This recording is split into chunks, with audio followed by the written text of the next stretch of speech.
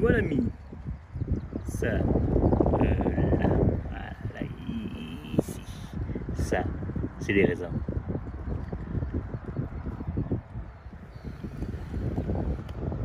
Ça commence à pousser.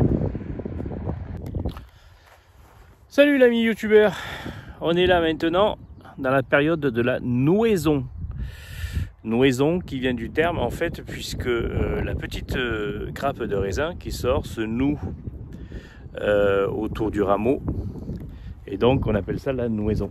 Donc c'est début juin, ça commence donc lorsque les fleurs sont tombées et que les raisins sont gros comme des poivres de grains.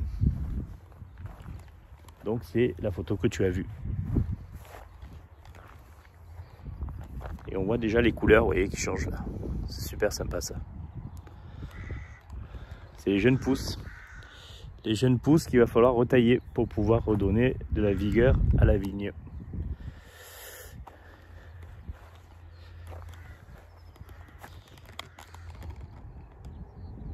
Très très sympa comme paysage. C'est une période que moi j'apprécie beaucoup dans ce métier-là.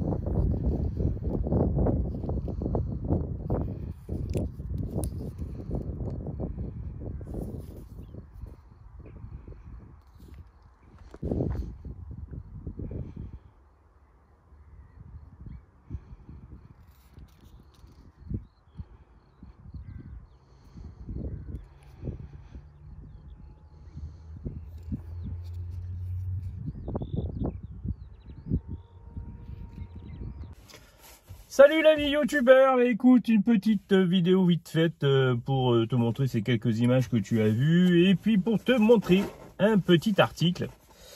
Je me suis équipé il n'y a pas très longtemps et comme là du coup je l'ai utilisé, je vais vous en faire, je vais vous en parler.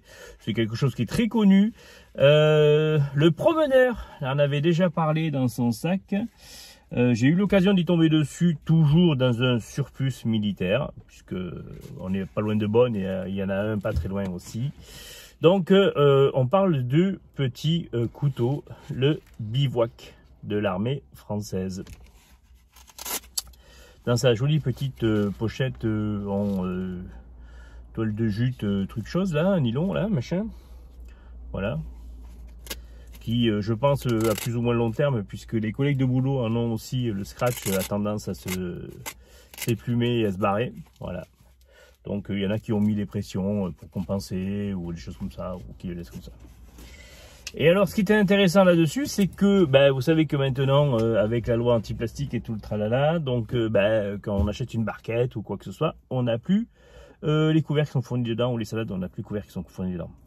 Donc du coup, au lieu de se retrouver avec ces fameux couverts en bambou qui sont absolument dégueulasses à mettre en bouche, moi particulièrement je ne supporte pas cette matière-là en bouche, les pailles comme les cuillères d'ailleurs ou les fourchettes, j'ai du mal à faire ça. Donc au lieu de me sacriléger mon repas, j'ai décidé de m'équiper de couverts dignes de ce nom. Voilà. Alors du coup je suis tombé là-dessus, je crois que c'est 10 balles, 10 balles dans un surplus militaire. Bon, il n'y a pas lieu de se casser le cul pour ça, hein, je veux dire à 10 balles. Voilà, pour le prix découvert en plastoc de chez Decathlon, vous avez quelque chose qui a quand même une autre histoire et un petit peu plus fun. Pour tous ceux qui ont fait leur service militaire le connaissent très bien. Hein. Donc on a la fameuse petite fourchette voilà, qui va bien, là, voilà, comme ça. Très très bien ça, qui s'en cache. Enclenche dedans, là. Il y a le petit... Hop, il faut que je sorte la petite cuillère qui va avec aussi. Voilà, ça y est, la petite cuillère aussi en plastique. Avec le fameux petit espèce de tournevis. Là, je sais pas ce que c'est. Ouais, je crois que c'est un tournevis. Et puis, après, il y a un pan pour pouvoir visser et dévisser aussi les boulons. Pourquoi pas. Voilà. Et puis le tire-bouchon. Le tire-bouchon. Alors le tire-bouchon, lui par contre, moi j'ai des collègues qui l'utilisent, hein, honnêtement. Il n'a pas pété. Bah, il a tendance à se vriller un peu, mais il n'a pas pété. Donc comme quoi finalement, hein, c'est pas si fragile que ça. Et puis la fameuse petite lame marquée dessus, donc bien sûr au nom du, je sais pas si on va le voir, ouais, Bivouac Armée Française. Voilà, inox, alors c'est pas marqué l'armée française, c'est marqué inox français, voilà, c'est pas marqué armée française celui-là. Voilà.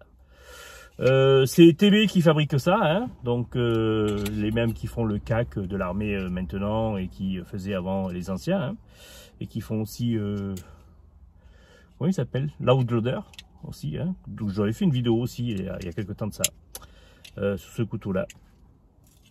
Donc et la lame est bloquée ici par un système à pompe. À l'arrière, un bac pompe là, voilà. Un bac, je sais plus comment ça s'appelle. Voilà. Et puis il y a le fameux petit outil. Ah, voilà. Bah, il faut que ça se fasse quand même. Vous voyez l'espèce de décapsuleur ouvre qui est pas du tout, enfin qui est légèrement aiguisé, mais bon, faut quand même le reprendre un peu quoi. Voilà. Voilà. Une petite acquisition très utile parce que bah, j'en avais marre de me retrouver avec ces couverts en bambou qui étaient fournis avec. Là, vous voyez, c'était vraiment dégueulasse. Je trouvais ça vraiment pas pratique du tout. Et ça, je trouve beaucoup plus sympa. Voilà. Et puis, comme j'ai dit, ça autant bouffer avec quelque chose qui a quand même un peu d'histoire. Et puis, bon, pour 10 balles, je veux dire, voilà. Il n'y a pas photo, quoi.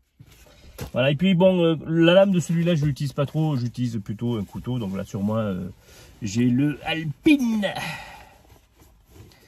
Le Alpin, je veux dire, excusez-moi, le Alpin en bois truc mûche de notre ami Bellos. C'est Bellos qui s'en était débarrassé. Je l'avais fait un bon protocole commercial avec lui pour se récupérer celui-là. En lame très sympa, 12C27, hein, la même lame qu'on trouve sur les ce que je trouve aussi sur le, comment ça s'appelle, sur le Layol, hein. Voilà, c'est la même lame que mon Layol, j'aime beaucoup. Voilà, je l'ai ça sur moi aujourd'hui en couteau de poche, hein. Pas de pas de Victorinox, pas de pince, enfin si la pince elle est dans le sac quoi, voilà, une petite pince classique. Alors une pince que j'ai récupérée dans un fond de tiroir, puisque là c'est un sac que je transporte des fois et je le laisse dans la bagnole celui-là. Et donc c'est une pince de chez Lidl, le petit magasin qui fait des pinces. J'avais pris ça pour faire un essai, pour voir un petit peu ce que ça donnait lorsqu'ils commercialisent leurs pinces. Là, ils font ça plusieurs fois par an. Et bon, à part qu'il a fallu absolument reprendre le fil du couteau là, qui n'était pas du tout aiguisé. Écoutez, pour le peu que j'utilise, parce que j'utilise vraiment très peu, hein, c'est vraiment là dans le sac en K2. Bon, il fonctionne plutôt correctement. Hein. Maintenant, il n'y a pas de jeu hein, lorsqu'on ouvre la pince. Hein. Il n'y a pas de jeu latéral, il n'y a pas de problème de quoi que ce soit. J'ai pas coupé non plus beaucoup de câbles avec, hein, non plus. Hein. Mais voilà, donc il est mis dans la petite pochette de chez Solignac qui va avec. Et puis tout ça pour vous dire que en couteau aussi dedans se trouve le André Verdier. Voilà, André Verdier. C'est un couteau que j'ai déjà depuis longtemps celui-là, puisque vous voyez il est floqué au nom de l'armurerie Saint James de Autun, armurerie où je vais régulièrement, qui se trouve d'ailleurs elle aussi pas très loin d'un surplus militaire, et où j'avais acheté ça lorsque j'avais acheté des Victorinox chez eux, enfin des choses comme ça, et j'avais pris donc ce Alain Verdier. J'ai aussi un autre couteau qu'il faudra que je vous montre à l'occasion, que j'avais pris dans cette coutellerie, qui est le gavochet, qui est le couteau traditionnel du Morvan, utilisé par les paysans du Morvan, voilà, qui est un couteau qui a été repris donc par les coutelleries de Thiers sous licence avec la coutellerie Saint James pour être refabriqué un petit peu, hein. Il y a une série qui a été ressortie, donc je vous montrerai ça. Il existe en plusieurs modèles, ça ressemble en fait, c'est un petit peu dans la même génération que les comment ça s'appelle, les Laïol, voilà. Avec, donc ils ont ressorti ce modèle-là, qui est assez sympa, qui est un modèle assez traditionnel. On le trouve en plusieurs versions. Avec le tire-bouchon, avec le poinçon, la lame, enfin voilà, vous verrez, c'est assez typique comme couteau. J'aurai l'occasion, si le manche est en corne, et j'aurai l'occasion de vous en faire une vidéo un de ces jours, lorsque il fera partie de ma rotation. Voilà.